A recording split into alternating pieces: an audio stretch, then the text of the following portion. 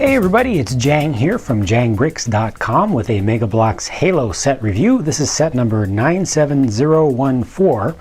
It's called the Covenant Wraith. Came with 637 pieces and originally retailed at the high end for 45 bucks.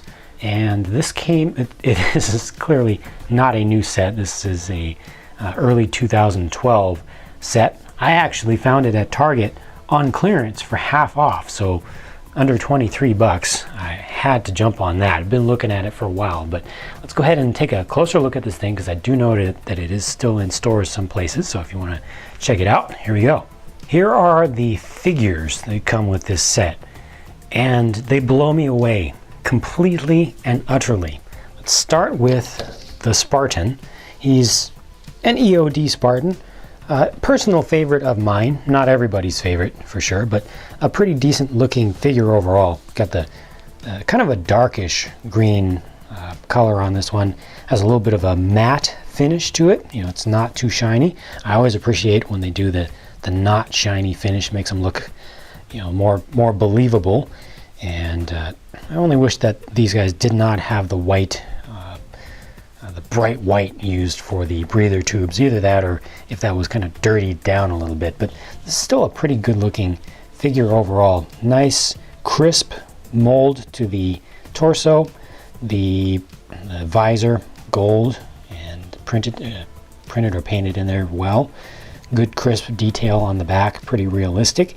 And he's equipped with a rocket launcher here, which is awesome because that allows him to actually take out that tank fairly easily if it's just him against the tank. So very nice there. They also give him another heavy weapon, a target designator. Now, this is not in Halo 4 anymore, sadly, but a very cool weapon when it was available to us. And this one, so the rocket launcher is in all black. This one here is in a gunmetal gray. You can see it's a little bit pearly gray. No print on it or anything. They didn't have the little green color on the front. That would have been nice, but still good weapon. And they also give you this kind of a full bust of a scout, and this is an armory edition because the idea here is that if you want to have an EOD, then there you go. If you want to have a scout armored Spartan, then you take these parts off and you put them onto here, and you can mix and match and swap things around, so it gives you a little bit of ability to customize to your own taste. So if you like this armor but you just don't like that head, go ahead and swap on the scout armor. And this one is done in the exact same color scheme, so it's going to match quite nicely. And again, another nice crisp mold all the way around for all of these pieces. Now on the Covenant side, you get two elites in the most beautiful, awesome gold paint I think I've ever seen on a miniature figure toy of any sort that's not supposed to be, you know, a scale level model. For little action figures, this is just such a perfect gold. Gold is a very complicated concept because it's not just a color. It's a color and a certain amount, it's a color and a texture, and a certain amount of reflectiveness, a certain level of metallic finish. There are tons of different golds, and this one here is just, it's so perfect. Just a little bit orange, not fully yellow, and a good amount of reflectiveness. You can see the yellowish color in the reflection. It's not white, so it's not kind of a champagne. Now, getting in closer, let's see if I can just focus on just one guy at a time. So you have two. This one's called they call him a combat elite. Just a Covenant elite combat is the way that they put it out there, with the open mandibles there. You can see on the face, the red eyes, little bits of color used in here. You can see actually a little bit of a kind of a sky blue, if not a frost blue color used for lights in there. He's got a focus beam rifle for his weapon, all one color, and just a solid color. Unfortunately, he doesn't have any iridescence to it or anything, but still a fantastic figure. I love this. I also like the texture used on the inside of the arm there. It's not something that you see a lot. You can see it on the outside a little bit, but mostly on the inside. But it just looks great in every angle, from every kind of light source. I love this figure. It's definitely one of my favorite figures, period. Period. And then you get one more. This is a, oops, stand up, Commando. Also in that same color scheme. This one's a little more, soft in the molds, a little more rounded. Still does get the small little bits of the light blue color for indicating lights there. A little bit of that same texture on the front of the torso used here. It's got a plasma launcher, so that's pretty powerful, although it takes some skill to use it properly. And just a lot more smooth areas to this mold on the whole. And it's a good contrast, They fit together automatically because of their color, that very distinctive color, but their styles are very different. So I'm just super happy with these. They give you a little bit of terrain structure here. It's a forerunner structure of some sort. Actually does have a couple of long stickers here to create an illusion of a little bit more light.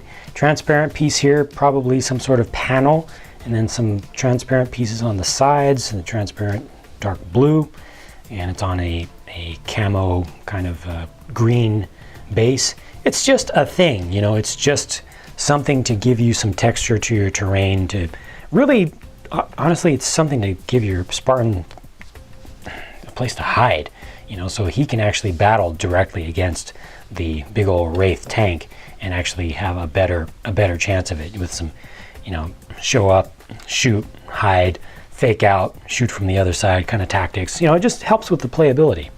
So here's the Wraith itself. Now most of this I like. The part that I don't like is this here in the front, the way that they kind of dithered or tried to kind of do a fake anti-aliasing effect to kind of trick your eyes into feeling that there's a whole smooth shape there. I'm surprised that they didn't dig a little bit deeper into the parts bin and come up with some more special parts to kind of smooth that out some more. It's really the only thing that I don't like about this, but given the kind of level of parts they used for this entire front assembly, makes sense. They did get the right overall shape, but given how Mega Bloks does tend to come up with some really interesting and unique pieces, I'm surprised that they didn't do that there. Back here though, everything else is phenomenal, absolutely phenomenal, for multiple reasons. Oh, I forgot to mention these can actually be altered in angle, so that's a nice little feature there. But the greatest thing about this set to me is the turret, or the cannon. This thing is hinged from way down in there. It really makes this angle the way that it should. It's not hinged up from the top, which would have been an easier thing to kind of pull off, but the mechanism is way down in there. You've got the transparent blue pieces. This is nice the way it opens up wide, but it also closes down narrow. And it does have a hinge there for the sake of folding in. See, it folds all the way in, and then these two pieces come together. How awesome is that? How perfect is that? It's beautiful. It's so well done. It's exactly what you want to see. It wasn't really something that needed to be done, honestly, for this set. They could have just left the cannon fully exposed and open at all times. So I think they really went above and beyond with that design element. And these can kind of be left, you can either do this, let me see if I can do that right. You can either do this, just take them on one axis, or you can open them up more this way, or you can actually fold these down. Once that's done, then you can just easily take this out, open those up, and then you've got this action for altering, mostly this action for altering your angle for shooting. These little bits back here, little fins, can turn a little bit, but they're purposely limited in range of motion. Stickers used here that you don't really see all that much, and they go over so many different parts. They have a lot of gaps in there, little air gaps, and I'm not entirely happy with. But from most angles, this thing looks undeniably good, and then I just have a little bit of a problem with the shape here. They do give you the little plasma turret here, and that's kind of a cylinder in there that the whole thing rotates around, and you can put a dude in there. Slap him right down in there. I'm not going to go through the time to actually put his hands on the bars, but see, he's got plenty of room, plenty of range of motion. He's not fully in there right now, and he still is able to turn all the way around. So they gave him enough room, and he looks good in that spot. Well, you also need a driver, right? Well, that's what this is for. Little hatch. Actually, not that little of a hatch. No real detail for the screen there, but that's okay, you know, for kind of the control panel. You wouldn't see it anyway because it's behind here, and when he's in there, everything's closed up anyhow. So you can just kind of just toss him in there. Whoops. All right, there we go. I just had to kind of squeeze his legs together a little bit, and he fits down nice and deep down in there, fully down in there, all the way almost to the bottom of the entire assembly. Close that down, you don't even know he's in there. Perfect. Well done. So, you know, the design of this right here, subjectively, I don't like. The set on the whole, I do like. But let me tell you one other thing that I don't like about, or didn't like about, the experience of this, getting and building and checking this thing out. It was missing two parts. These two pieces right here. This is one of 3 sets out of 4 in a row that I built. 3 had missing parts.